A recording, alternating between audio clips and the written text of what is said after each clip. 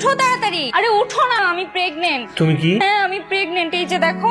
এখনই আমাদের বিয়ের কথা বাসায় জানাইতে হবে। আর কয়েকটা দিন পরে বলে আর কিছুদিন সময় যাক। আর কয়দিন পর করতে করতে 1 বছর হয়ে গেছে। আর কবে জানাবা তুমি?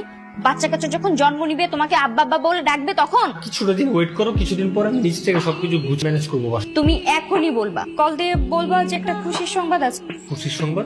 কোনটারে তোমার খুশির সংবাদ মনে হইতেছে? বিয়ে করে ফেলছে এইটারে, নাকি কাউরে না জেনে বিয়ে করার পরে বাচ্চা কাচ্চা হয়ে যেতেছে এইটা? আমি এত কিছু জানি না। আমি এখন বাসায় ফোন দিচ্ছি, মাকে জানাবো।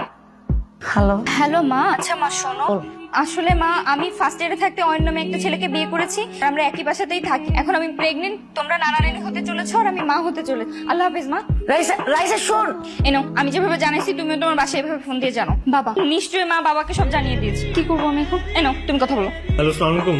তাহলে তুমি সেই বদমাইশ ছেলে, তাই না? ভাই বেয়াদব ছেলে, আমার মেয়েকে বিয়ে করার সাহস তোমার কি করে হয় সেটা আমি তোমাকে একবার সামনে পাই হাড়ে হাড়ে বুঝিয়ে দেবো। কেটে দিছে। ফোন কাজ আমারও শেষ করে দিবে বলছে। শেষ, আমার আর বাচ্চা কাচ্চার মুখ দেখালো না। না হ্যাঁ, তুমি প্রস্তুতি নিয়ে নাও, অল্প বয়সে বিধবা হয়ে যেতেছো। তুমি থাকো, আমি একটু বাজারে যাই। আরে এখন বাজারে যাই কেন? আজকালকার ছেলেমেয়ের সাহস দেখে অবাক লাগে। এরা বাবা মাকে না জানিয়ে বিয়ে করে কিভাবে? কোনো মাপ নেই। ছেলে মেয়ে দুজনকেই ঘাড় ধাক্কা দিয়ে গ্রাম থেকে বের করে দাও। বিয়ে করেছে বলে বাবা তাদের গ্রামের বাইরে বের করতে বলে, আর আমি তো বিয়ে করে বাচ্চার বাপ হয়ে যাচ্ছি। আমার যে কি হবে। আরে বাবা লিমন, তুই কখন এলি? পরীক্ষা শেষ তো, তাছাড়া তোমাকে খুব দেখতে ইচ্ছে করতেছিল, তাই চলে আসলাম। খুব ভালো করেছিস। এক্সকিউজ মি ভাইয়া, এটা কি লিমনদের বাসা? যে এটা লিমন ভাইজান গো বাসা। আপনি কেডা? পরিচয় দিবেন না? লিমন, এই এদিকে আসো।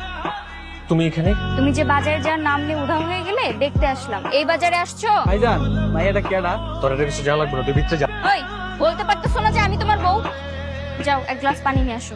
ঠিক আছে, বাবা আসার আগে তুমি তাড়াতাড়ি ঢাকার উদ্দেশ্যে রওনা দাও। এই জায়গাটা ম্যানেজ করে আমি তোমার সাথে এসে ঢাকা এসে সরাসরি কথা বলবো। চলো। তুমি এত খারাপ স্বামী কেন বলো তো? এত দূর থেকে আসছি, তোমার স্ত্রী কত ক্লান্ত, তুমি আবার আমাকে চলে যেতে বলছো। আমার পায়ে ব্যথা করছে, আমি ভেতর যাবো। তুমি তুমি আজকের মতো ঢাকায় চলে যাও। আমি ঢাকায় এসে তোমার হাত পা যা টিপা লাগে আমি সবকিছু টিপা দিব। তোমার সেবা যত্ন করবো 24 ঘন্টা। প্লিজ আজকে চলে যাও, বাবা দেখে ফেললে ঝামেলা হয়ে যাবে। তোমার বাবা যখন দেখবে এরকম লক্ষ্মী একটা মেয়ে তার ছেলের বউ, আর যখন জানতে পারবে বংশের বাতি আসতে যাচ্ছে, তখন তো সেমনি মেনে নিবে। ভাইজান আপনার বাচ্চা হইবো? তোর কানের নিচে একটা দিয়ে দাঁত টাত গরম করে দিব। যা। চাচাই মনে হয় আইছে। যাই। আচ্ছা, বাদল, এক গ্লাস পানি দে তো। এই মেয়ে, কে তুমি? এই কি করছো? আবার পায়ে হাত দিয়ে সালাম করছো, ঘটনা কি? আঙ্কেল আমি আপনার ছেলের বন্ধু। বাবা বাবা আমার বন্ধু হয়। একটা মেয়েকে গ্রামে বাড়িতে নিয়ে আসলি, আমাকে জিজ্ঞাসা করার প্রয়োজন বোধ করলি না? আপনি রেগে যাবেন না বাবা, আপনি রেগে গেলে আপনার শরীর খারাপ করতে পারে। বাবা? কিসে বাবা? কার বাবা?